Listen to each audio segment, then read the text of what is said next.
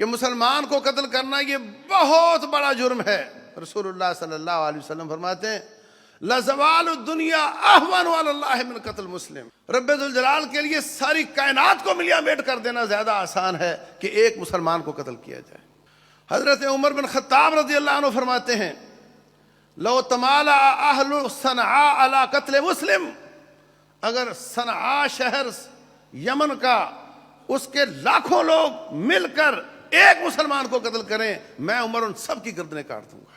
رسول اللہ صلی اللہ علیہ وسلم کعبۃ اللہ کو خطاب کرتے ہوئے کہتے ہیں ما اعظمکی و اعظم حرمتکی وما اطیبکی و اطیب ریحکی، اے کعبہ تو کتنا پاکیزہ ہے اور تیری خوشبو کتنی پاکیزہ ہے، اور کہتے ہیں تو کتنی عظمت والا کعبہ ہے اور کس قدر تیری عظمت اللہ کے اور مسلمانوں کے نزدیک، لیکن ایک مسلمان کی حرمت اور عظمت تجھ سے بھی زیادہ ہے۔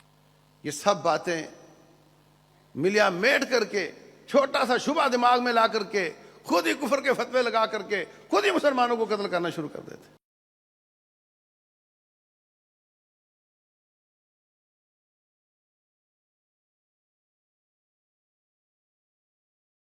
قال اللہ سبحانہ وتعالی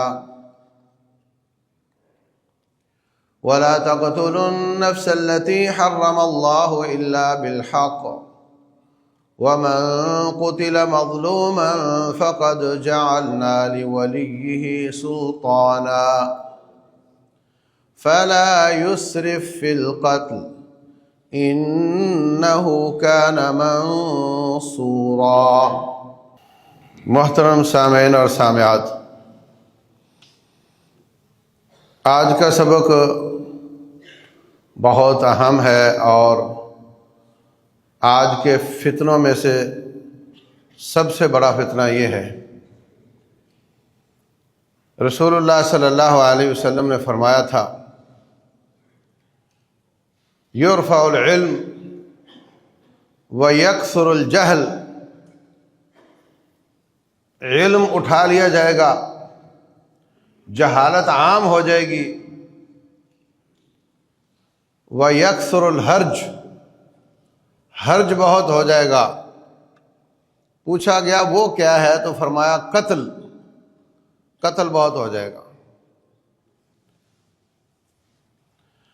آج ہم دیکھتے ہیں کافر مسلمان کو قتل کر رہا ہے، کافر کافر کو قتل کر رہا ہے۔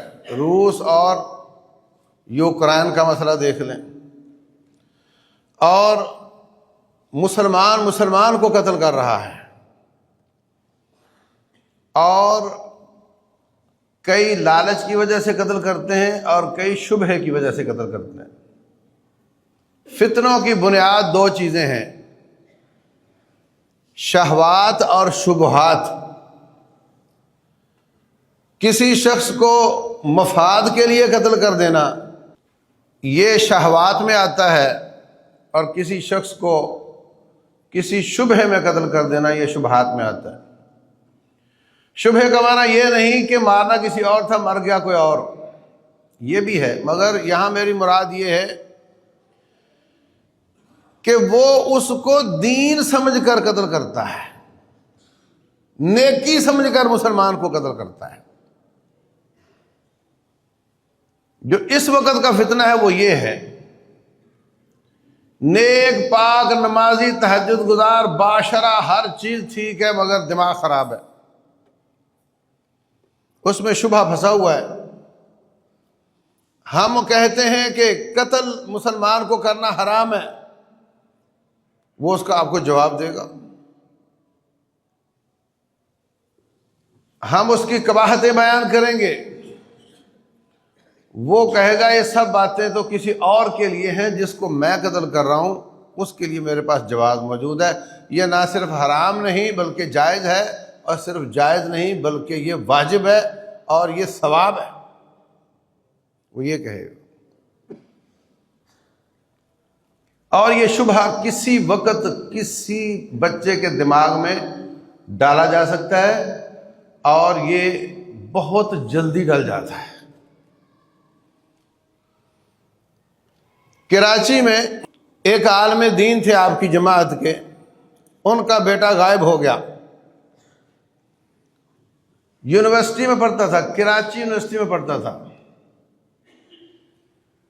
غائب ہو گیا۔ وہ بہت پریشان ہوئے۔ ایک دن میسج آیا کہ مجھے تلاش نہ کرو، میں خود گیا ہوں۔ اور وہ گیا تھا ان کے ساتھ جو پھٹنا چاہتے ہیں۔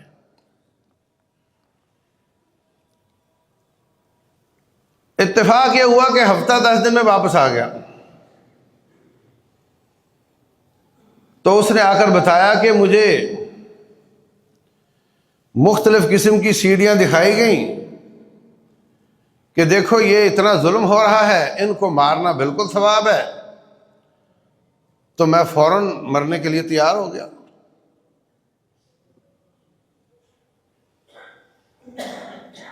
کہانی اس کی لمبی ہے، میں صرف اتنا بتانا چاہتا ہوں کہ ہر وقت اپنی اولادوں کے اوپر نظر رکھیں۔ اگر وہ نماز نہیں پڑھتے تو یہ پریشانی کی بات ہے، اگر وہ کوئی برائی کریں تو یہ پریشانی کی بات ہے،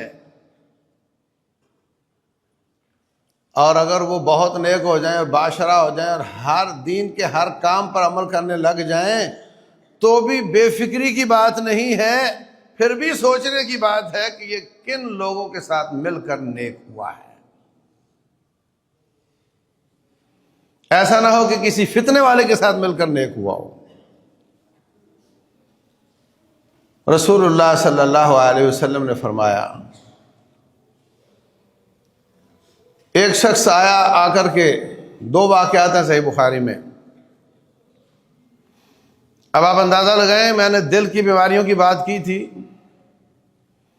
اپنے آپ کو اچھا سمجھنا، دوسرے کو حقیر سمجھنا، یہ بہت بڑی بیماری ہے، عجب کہتے ہیں اس کو۔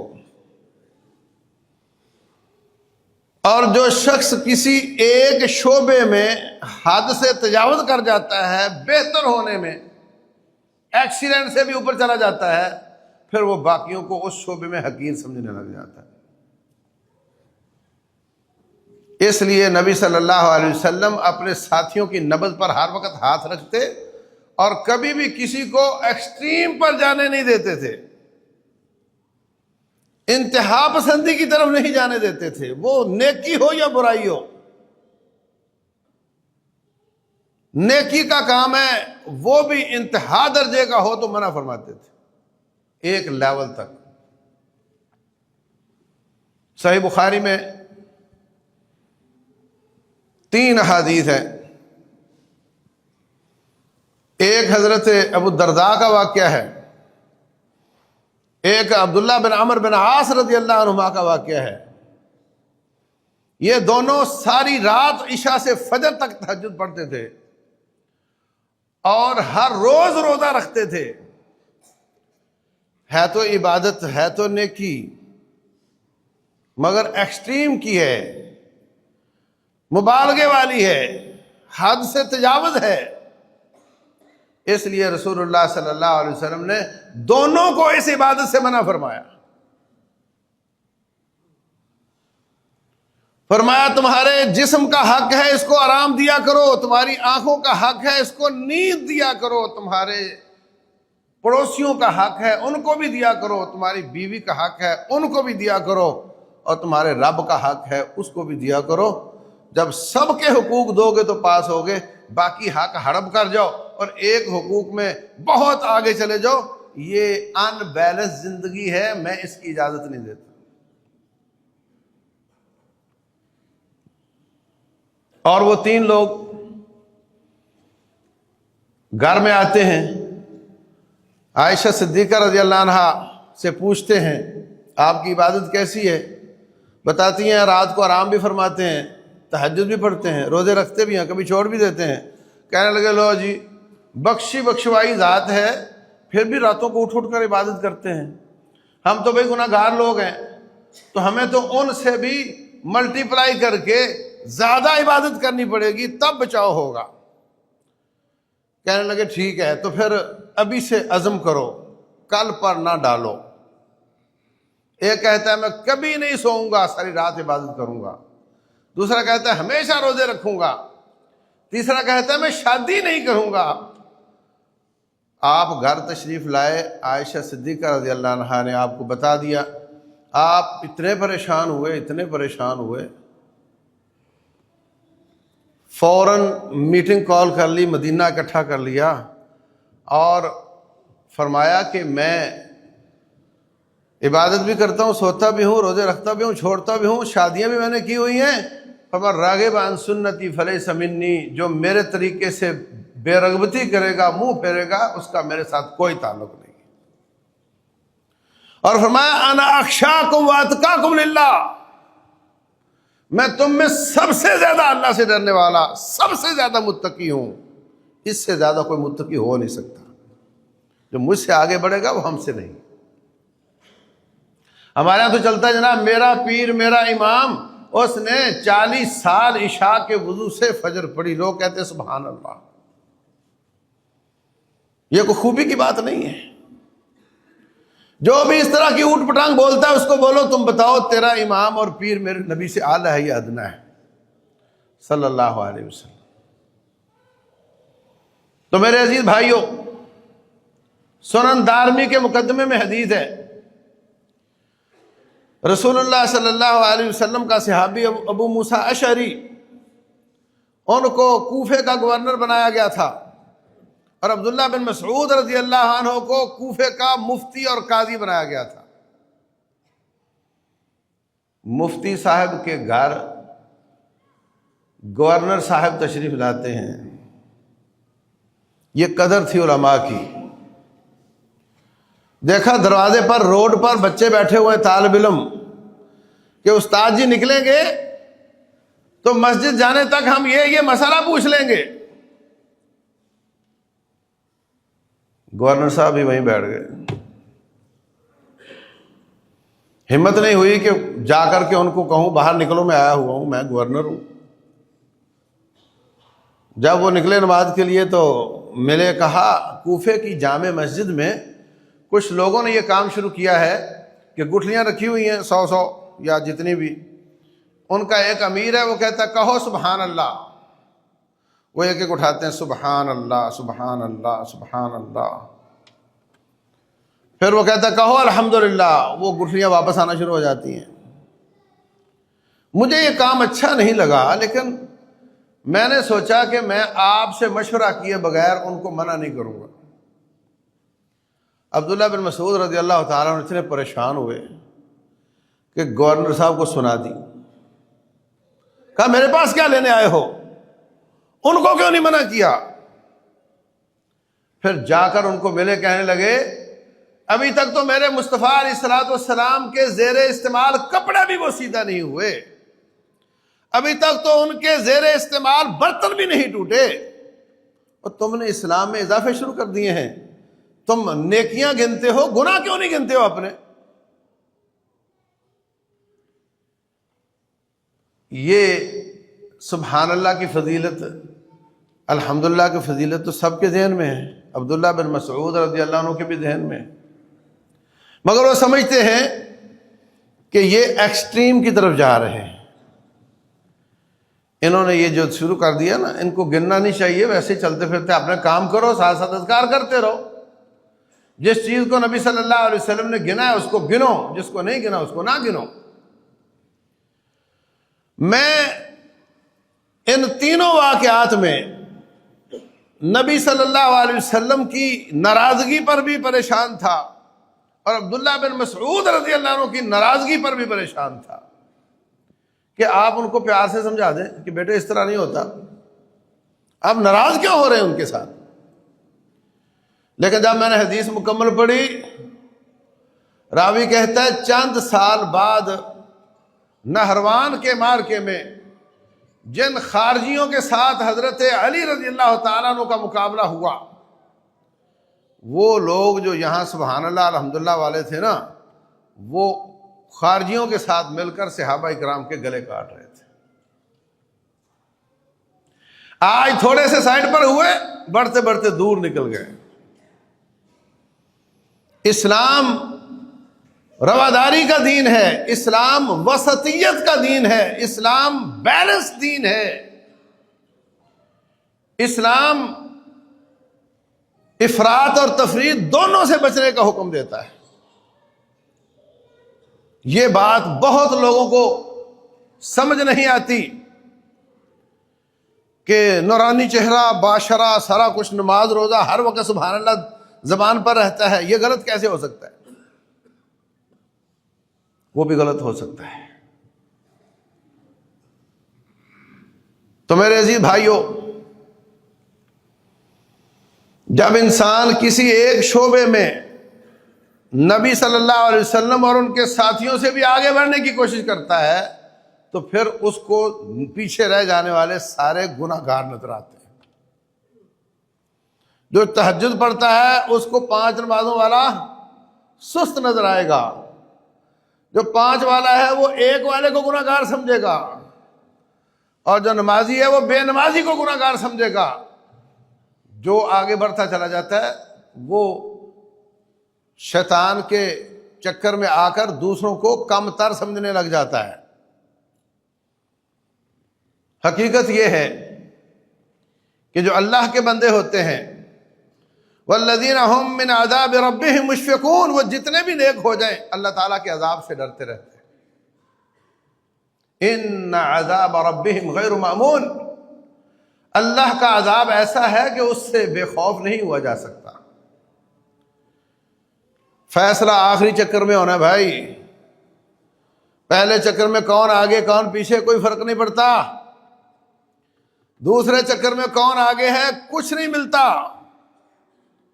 تیسرے چکر میں کون سب سے آگے ہے کوئی فرق نہیں پڑتا، جیتے گا وہ جو آخری چکر میں سب سے آگے ہوگا۔ اور ہمارا آخری چکر کب شروع ہو جائے ہمیں کچھ پتہ نہیں۔ ایک ٹیچر کلاس میں پڑھا رہا ہے، وائٹ بورڈ پر لکھ رہا ہے، وہاں لکھتے لکھتے گر گیا، موت آ گئی۔ ایک خطیب تقریر کر رہا ہے، بولتے بولتے وہیں پہ گر گیا، اس کی موت آ گئی۔ کس کا کب آخری چکر شروع ہو جائے کسی کو کچھ پتہ نہیں ہے۔ اس وقت اگر نیکی پر موت آ گئی، توبہ پر موت آ گئی تو کامیاب ہو جائے گا، اس وقت اگر گناہ پر ہوا تو ناکام ہو جائے گا۔ تو میرے عزیز بھائیوں، ساری کائنات میں افضل ترین اور متقی ترین نبی محمد صلی اللہ علیہ وسلم، اللہ تبارک و تعالی نے فرمایا اعلموا انما غنمتم من شيء فان لله خمسه ولرسوله، جو بھی غنیمتیں آتی ہیں اس کا 5واں حصہ رسول اللہ صلی اللہ علیہ وسلم کا حصہ ہے۔ 10 کروڑ آیا، 2 کروڑ ان کا اور 8 کروڑ مجاہدوں میں تقسیم ہوگا۔ تو جو آپ کا حصہ ہوتا تھا وہ آ جاتا، آپ پھر لوگوں میں تقسیم کرتے تھے، وہ آپ کے ذاتی ثوابدید پر ہوتا تھا۔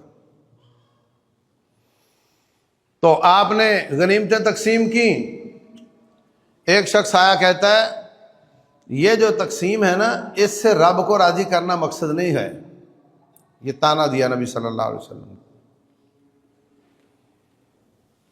دوسرے واقعے میں وہ آدمی آ کر کہتا ہے اعدل یا محمد، محمد عدل کرو صلی اللہ علیہ وسلم۔ آپ کو بہت تکلیف ہوئی، فرمایا من یعدل اذا لم اعدل، اگر میں عدل نہیں کروں گا تو اور کون کرے گا؟ اور فرمایا کہ اما تأمنونی وانا امین من فی السماء، تم مجھے امانت دار نہیں سمجھتے ہو، مجھے تو آسمان والا امانت دار سمجھتا ہے۔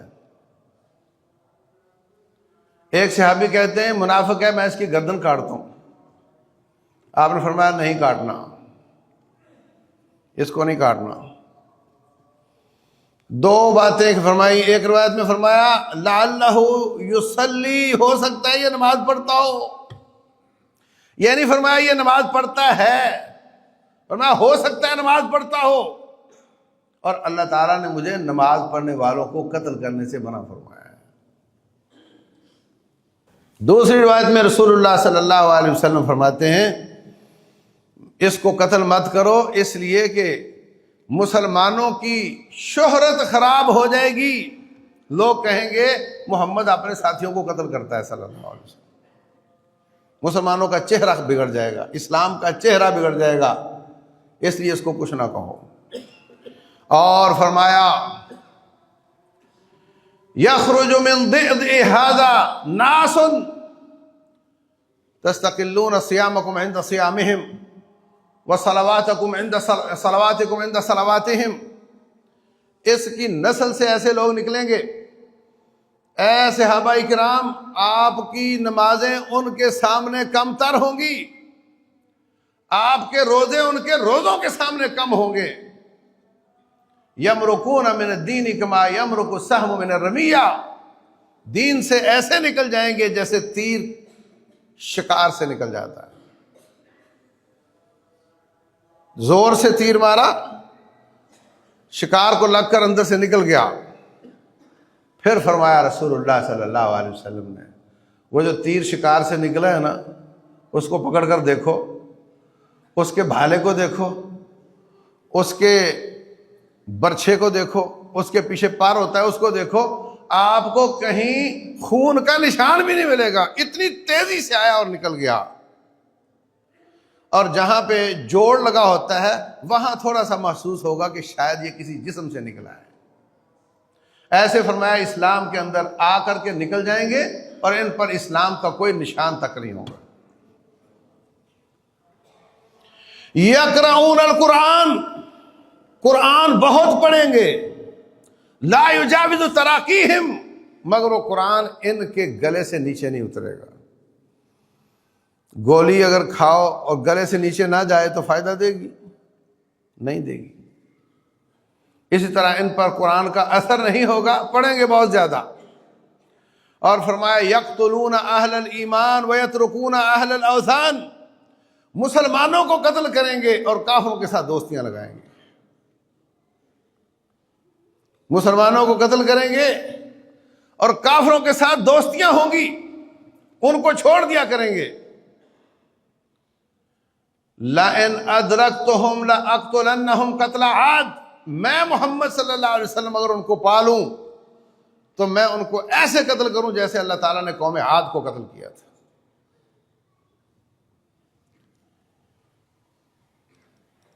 یہ لوگ ظاہر ہوتے ہیں حضرت عثمان کے آخری زمانے میں۔ حضرت عثمان رضی اللہ تعالیٰ عنہ جنتی آدمی ہے، جس کو کم از کم 3 دفعہ جنت کی بشارت ملی ہے، ان کو انہوں نے گناہگار قرار دیا اور حتیٰ کہ ان کو واجب القتل قرار دیا، اور مسلمانوں کے لڑکوں کو ایسی بات بتائی، ایسا برین واش کیا، ایسا ان کی ذہن سازی کی کہ وہ مسلمانوں کے لڑکے ان کو شہید کرنے کے لیے آ گئے۔ اور جنہوں نے ذہن سازی کی وہ بھی کافر نہیں تھے، اسلام کا نام لیتے تھے مگر وہ انتہا پسند تھے۔ حضرت عثمان رضی اللہ عنہ شہید ہو گئے۔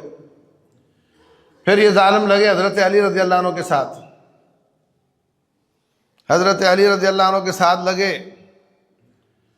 اور جتنے مار کے صفین اور جمل وغیرہ کے ہوئے ہیں انہوں نے کروائے۔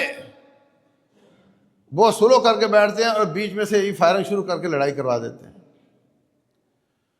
اور جب صفین کے آخر میں سلو کی بات آئی کہ مل بیٹھ کر بات کر لی جائے، ایک بندہ آپ دے دیں، ایک ہم دے دیتے ہیں، حضرت علی رضی اللہ تعالیٰ عنہ نے حضرت ابو موسیٰ اشعری کا نام لیا، معاویہ بن ابی سفیان رضی اللہ عنہما نے حضرت عمر بن عاص کا نام لیا، کہا ہماری طرف سے یہ ہوں گے، وہ کہتے ہیں ہماری طرف سے یہ ہوں گے، یہ مل کر فیصلہ کریں گے۔ تو یہ جب فیصلہ ہو گیا تو یہ خارجی کہنے لگے اس کا مطلب ہے کہ باری ہماری آئے گی، مارا ہمیں جائے گا، ہمارے بارے میں فیصلہ ہوگا نا کہ حضرت عثمان کا قصاص کیسے لینا ہے، قصاص لیں گے تو یہ مارے جائیں گے۔ یہ حضرت علی کا ساتھ چھوڑ کر الگ ہوئے اور حضرت علی اور ان کے ساتھی صحابہ کرام پر کفر کا فتویٰ لگا دیا. کہنے لگے نعوذ باللہ حضرت علی بھی کافر اور جو ان کا ساتھ دیتے ہیں وہ بھی سارے کافر نعوذ باللہ. حضرت علی رضی اللہ تعالیٰ عنہ کہنے لگے مجھے لگ رہا ہے کہ تم وہی ہو جن کے بارے میں میرے مصطفیٰ علیہ الصلوۃ والسلام نے فرمایا تھا، مگر میں اس وقت تک تمہارے خلاف اقدام نہیں کروں گا جب تک تم ریڈ لائن کراس نہ کر لو. تو وہ نہروان کے علاقے میں چلے گئے، بیریئر لگا دیا روڈ پر، جو گزرتا اس کو پوچھتے کون ہو، اگر وہ کہتا میں کافر ہوں اس کو پیار سے بٹھاتے، کھانا وانا کھلاتے، اس کو بات سناتے اور اس کے بعد اس کو پوچھتے کدھر جانا ہے آپ نے، وہاں پہنچا کر آتے. اور اگر کوئی کہہ دیتا میں مسلمان ہوں تو اس کو پکڑتے پوچھتے تیرا حضرت علی رضی اللہ عنہ کے بارے میں کیا خیال ہے، وہ کہتا ہے وہ خلیفۃ الرسول ہیں، وہ جنتی ہیں، وہ داماد مصطفیٰ ہیں صلی اللہ علیہ وسلم. اس کو پکڑتے اور ذبح کر دیتے. عام مسلمانوں کو ذبح کرتے رہے. ایک دن وہاں سے حضرت عبداللہ بن خباب کا ذکر ہوا، گزر ہوا. ایک دن وہاں سے عبداللہ بن خباب رضی اللہ عنہ کا گزر ہوا. ان کے ساتھ ان کی لونڈی تھی، ان کو بھی یہی سوال کیے، انہوں نے بھی یہی جواب دیے. ان کو لے گئے نہر کے کنارے، جا کر کے ان کی لونڈی کو بھی ذبح کر دیا، ان کو بھی ذبح کر دیا. حضرت علی رضی اللہ تعالیٰ عنہ فرمانے لگے اب تم نے ریڈ لائن کراس کر لی ہے، اب میں تمہارے ساتھ لڑائی کروں گا. بڑا مشکل کام تھا. کلمہ پڑھنے والے، نمازیں پڑھنے والے، تہجد پڑھنے والے، باشرہ، ہر چیز. حضرت علی رضی اللہ عنہ نے ان کے ساتھ لڑائی کی. لڑائی سے پہلے انہوں نے حضرت عبداللہ بن عباس رضی اللہ عنہ کو بھیجا کہ جاؤ ان کو ایک دفعہ سمجھا لو. انہوں نے ان کو سمجھایا. کافی سارے لوگ باز آ گئے، ان کو چھوڑ کر آ گئے. کافی سارے باقی رہ گئے، ان کے ساتھ لڑائی ہوئی. لڑائی کے بعد فرماتے ہیں امیر المومنین حضرت علی رضی اللہ عنہ جاؤ ان کی نعشوں میں وہ بندہ تلاش کرو جس کے بارے میں نبی صلی اللہ علیہ وسلم نے فرمایا تھا کہ اس کی بازو پر، کوہنی پر ایسے گوشت ہوگا جیسے عورت کا سینہ ہوتا ہے. گئے تلاش کیا، نہیں ملا. کہا پھر تلاش کرو. نعشوں کا ایک ڈھیر بکھیرا، نیچے سے وہ بندہ نکلا.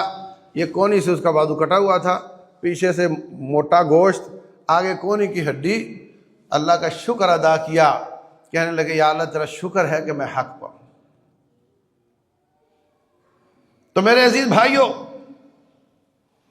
یہ برین واشنگ، اس طرح کی مصیبت، شیطان یہ شبہ اتنی جلدی دماغوں میں ڈال دیتا ہے اور پھر اس کو نکالنا اتنا مشکل ہو جاتا ہے، اور اتنی تھوڑی دیر میں بچہ اپنے باپ کا قتل جائز سمجھنے لگ جاتا ہے. وجہ کیا ہے؟ علم تو ہے نہیں، علم تو ہے نہیں. کفر کا فتویٰ کس نے دینا تھا؟ مفتی صاحب نے. یہاں ان کی ایک بدخسرت نبی صلی اللہ علیہ وسلم نے اور بھی بیان کی. فرمایا حدثاء الاسنان سفہاء الاحلام، عمر کے کچے اور عقل کے کچے ہوں گے اور فتوے دیں گے بڑے بڑے. عقل کے بھی کچے ہوں گے، عمر کے بھی کچے ہوں گے، فتوے بہت زیادہ دیں گے. علماء کرام وہ مسائل کو ہر طرف سے سن کر، اس کے ہر زاویے کو دیکھ کر، اپنی پوری احتیاطیں کر کے پھر اس پر عمل کرتے، اس پہ فتویٰ دیتے ہیں. یہ ایسے ہی چھوڑ دیں گے، وہ بھی کافر، وہ بھی کافر، وہ بھی کافر، جو یہ نہیں کہتا وہ بھی کافر، جو یہ نہیں مانتا وہ بھی کافر، جو اس پر پروٹیسٹ نہیں کرتا وہ بھی کافر، جو روڈ سے باہر روڈوں پر ان کے خلاف نہیں آتا وہ بھی کافر، سارے کافر. لا حول ولا قوت الا باللہ.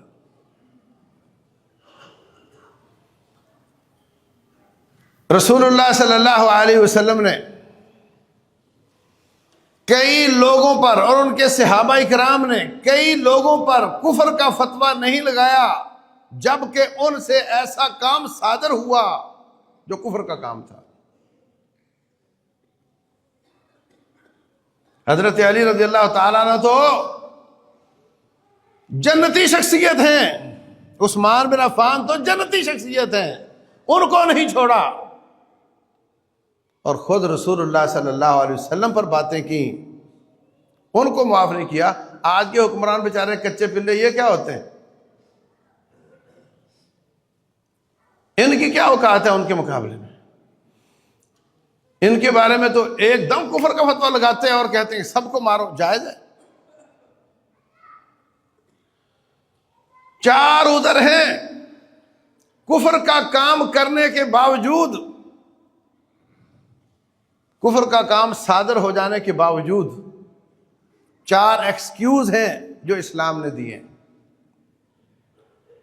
نمبر ایک، کوئی شخص مجبوری میں کفر کر لے،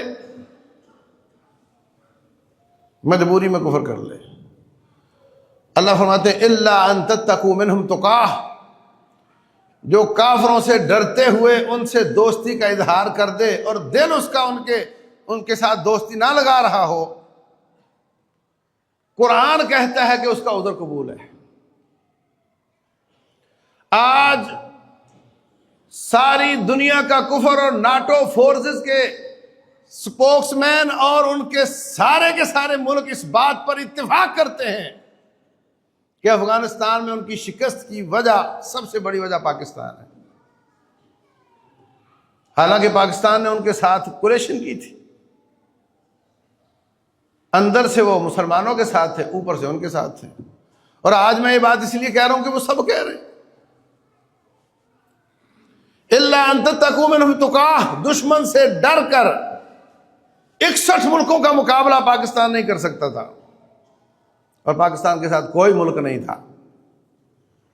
انہوں نے یہ ایک تدبیر اختیار کی تھی، مگر اس پر فتوے لگانے والوں نے فتوے لگا دیے۔ اللہ فرماتے ہیں الا من اکرہ وقلبہ مطمئن بالایمان، جو مجبوری میں کلمہ کفر کہہ دیتا ہے یا عمل کفر کر لیتا ہے، دل اس کا کفر پر نہیں ہے، رب ذوالجلال اس کا عذر قبول کرتا ہے، اللہ اس پر کفر کا فتویٰ نہیں لگاتا ہے۔ مگر یہ عقل کے اور عمر کے کچے اس پر کفر کا فتویٰ لگاتے ہیں۔ پھر دوسرا عذر، لا علمی میں ایسا کام کر جائے جو جان بوجھ کر کیا جائے تو کفر کا فتویٰ لگتا ہے، جو لا علمی میں کر جائے رب ذوالجلال والاکرام اس پر کفر کا فتویٰ نہیں لگاتے۔ ایک آدمی جنگل میں تھا، آرام کرنے کے لیے لیٹا، اس کا کھانا اور سواری دونوں ہی غائب ہو گئے۔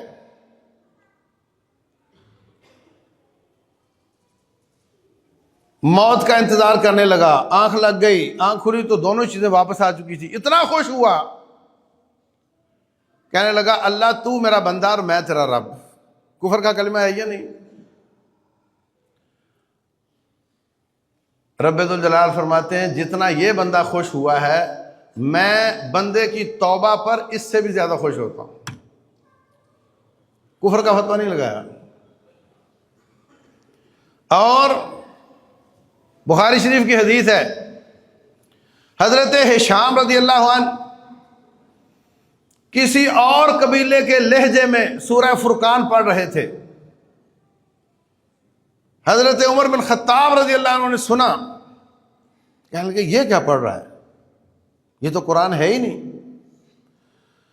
کہتے میرا دل چاہے کہ اس کے گلے میں رومال ڈالوں اور دوران نماز اس کو گھسیٹ کر لے جاؤں نبی صلی اللہ علیہ وسلم کے پاس، یہ کیا پڑھ رہا ہے۔ پھر میں نے اپنے اوپر جبر کیا، تھوڑا صبر کیا، اس نے نماز ختم کی تو میں نے رومال ڈالا اور اس کو گھسیٹ کے لے گیا۔ میں نے کہا حضرت یہ نماز میں پتہ نہیں کیا پڑھ رہا تھا۔ آپ نے فرمایا چھوڑو، چھوڑ دیا۔ کہا بتاؤ کیا پڑھ رہے تھے؟ انہوں نے سنایا تو کہا ٹھیک تو پڑھ رہا تھا۔ عمر یہی صورت آپ سناؤ۔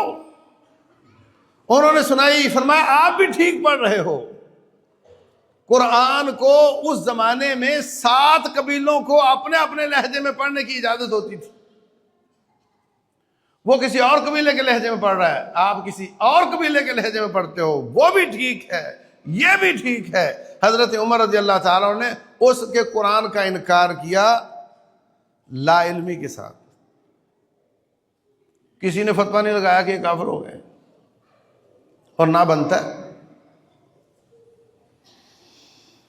مجبوری میں کفر کا کلمہ یا کفر کا عمل ہو جائے. نمبر 2 لا علمی میں ایسا ہو جائے. نمبر 3 تعویل کرتے ہوئے کوئی ایسا کام ہو جائے. بخاری شریف میں ہے حضرت عبداللہ بن مسعود رضی اللہ عنہ اتنا بڑا عالم دین ہے، وہ کہتے تھے آخری 2 کل یہ قرآن کا حصہ نہیں، یہ بطور دم نازل ہوئے ہیں، یہ جادو کے علاج کے طور پر نازل ہوئے ہیں، یہ دم ہے، یہ قرآن کا حصہ نہیں ہے. باقی سب کہتے تھے قرآن کا حصہ ہے. وہ مانتے ہیں یہ نازل ہوئے ہیں، نبی صلی اللہ علیہ وسلم پر نازل ہوئے ہیں، پر یہ قرآن کا حصہ نہیں. تعویل کرتے ہیں، کسی نے فتویٰ نہیں لگایا. نمبر 4 لالچ میں آ کر، دل اس کا نہیں چاہ رہا، لالچ میں آ کے کوئی ایسا گناہ کر لے جس پر کفر کا فتویٰ لگتا ہے. حضرت حاتب بن ابی بلتع رضی اللہ تعالی عنہ خط لکھتے ہیں مکے والوں کو کہ مکے والوں، نبی صلی اللہ علیہ وسلم آپ پر حملہ کرنے آ رہے ہیں. اس زمانے میں جنگوں کی کامیابی کا بہت بڑا دار و مدار اچانک پن پر ہوتا تھا. دشمن کو پتہ ہی نہیں، اچانک آپ نے حملہ کر کے ان کو ٹف ٹائم دے دیا. اگر ان کو پتہ ہو کہ وہ آ رہے ہیں، وہ تو راستے میں بندے بھی کھڑے کر سکتے ہیں، ایمبوش سائٹ پر وہ آپ کو کوئی بھی نقصان پہنچا سکتے ہیں. یہ تو غداری ہے، جنگی راز آؤٹ کرنا، پھر نبی صلی اللہ علیہ وسلم کی ذات بابرکات کو خطرات میں ڈالنا. رسول اللہ صلی اللہ علیہ وسلم کو بتانے والے نے بتا دیا. آپ نے غالباً حضرت زبیر اور علی بن ابی طالب رضی اللہ عنہما کو بھیجا، گھوڑے دوڑاؤ، روضہ خاک جگہ پر پہنچو گے تو وہاں ایک عورت آئے گی، اس کے پاس وہ خط لے کر آ جاؤ. لے کر آگے دیکھا حاتب بن ابی بلتع نے لکھا ہوا ہے. ساتھی کہنے لگے یہ منافق ہے، مخبر ہے ان کا، مجھے اجازت دیں میں ان کو قتل کر دوں. کہنے لگے حضرت آپ تھوڑا میرا عذر سن لیں، آپ سب ہجرت کر کے آئے ہیں، آپ کے بیوی بچے وہاں رہ گئے ہیں، مگر ان بیوی بچوں کے والدین جو کفر پر ہیں اور ان کے بڑے بھائی، ان کے سب رشتہ دار وہاں ہیں سنبھالنے والے. میں مکہ میں آیا تھا اکیلا، میرا وہاں کوئی رشتہ دار نہیں ہے، میرے بچے اکیلے ہیں. میں نے سوچا میں اپنے بچوں کے ساتھ احسان کرتے ہوئے ان کو یہ بات بتا دوں. میرے رب نے بدر میں فتح دی، احد میں فتح دی، احزاب میں فتح دی، اللہ نے ہمیں فتح تو دے ہی دینی ہے، لیکن میرا ان پر احسان ہوگا تو میرے بیوی بچوں کو وہ دیکھیں گے، ان کا خیال کریں گے. لالچ میں آ کر میں نے کیا ہے، میرا دل مسلمان ہے. رسول اللہ صلی اللہ علیہ وسلم نے اس کا یہ عذر قبول فرمایا. اور اگر آج کے یہ لوگ ہوتے تو کفر کا فتویٰ لگا دیتے. اللہ اکبر. اسلام نے لوگوں کے کلمے کا کتنا اعتبار کیا ہے، ان کے کلمے کی وجہ سے کس قدر ان کو مسلمان کا سٹیٹس دیا ہے اور ان کو قتل کرنے سے باز کیا ہے. یہ ایک لمبی کہانی ہے، انشاءاللہ اگلی بار ذکر کروں گا. اسلام کلمے کا اعتبار کرتا ہے، جبکہ نبی صلی اللہ علیہ وسلم کو یقین تھا کہ یہ بندہ منافق ہے، اندر سے کافر ہے، اس کے باوجود ان کے کلمے کا اعتبار کرتے اور ان کے ساتھ پورا مسلمانوں والا سلوک اور پروٹوکول دیتے. اس کا تذکرہ انشاءاللہ اگلی بار صحیح. تو میرے عزیز بھائیوں، بات کا خلاصہ یہ ہے کہ مسلمان کو قتل کرنا یہ بہت بڑا جرم ہے. رسول اللہ صلی اللہ علیہ وسلم فرماتے ہیں لزوال الدنیا اہون علی اللہ من قتل مسلم. رب ذوالجلال کے لیے ساری کائنات کو ملیاں بیٹ کر دینا زیادہ آسان ہے کہ ایک مسلمان کو قتل کیا جائے۔ حضرت عمر بن خطاب رضی اللہ عنہ فرماتے ہیں لو تمالا اہل صنعاء علی قتل مسلم، اگر صنعاء شہر یمن کا اس کے لاکھوں لوگ مل کر ایک مسلمان کو قتل کریں، میں عمر ان سب کی گردنیں کاٹ دوں گا۔ رسول اللہ صلی اللہ علیہ وسلم کعبۃ اللہ کو خطاب کرتے ہوئے کہتے ہیں ما اعظمکی واعظم حرمتکی وما اطیبکی واطیب ریحکی، اے کعبہ تو کتنا پاکیزہ ہے اور تیری خوشبو کتنی پاکیزہ ہے، اور کہتے ہیں تو کتنی عظمت والا کعبہ ہے اور کس قدر تیری عظمت اللہ کے اور مسلمانوں کے نزدیک، لیکن ایک مسلمان کی حرمت اور عظمت تجھ سے بھی زیادہ ہے۔ یہ سب باتیں ملیا میٹ کر کے، چھوٹا سا شبہ دماغ میں لا کر کے، خود ہی کفر کے فتوے لگا کر کے خود ہی مسلمانوں کو قتل کرنا شروع کر دیتے۔ تو خیال کریں اپنی اولادوں پر، اور اگر کوئی ایسا وائرس ہو کسی عالم دین کے پاس جا کر کے اس کی تربیت کروائیں۔ یہ بہت خطرناک ہے اور یہ آج سے نہیں، بہت پرانا ہے، اور جگہ جگہ مختلف، جیسے ہی حق و باطل کا مارکا ہوتا ہے اس کے بعد پھر اس کی ایک رو چلتی ہے۔ افغانستان میں 20 سال، امریکہ کے 20 سال، رشیا کے، اس کے بعد پھر اس طرح کے لوگ نکلتے ہیں جو ایکسٹریم پہ جا چکے ہوتے ہیں اور پھر مسلم معاشروں کو وہ کافر سمجھنے لگ جاتے ہیں۔ اس کا علاج بہت ضروری ہے۔ رب ذوالجلال سمجھنے کی اور عمل کرنے کی توفیق دے۔ واللہ اعلم، وصلی اللہ وسلم وبارک علی نبینا محمد۔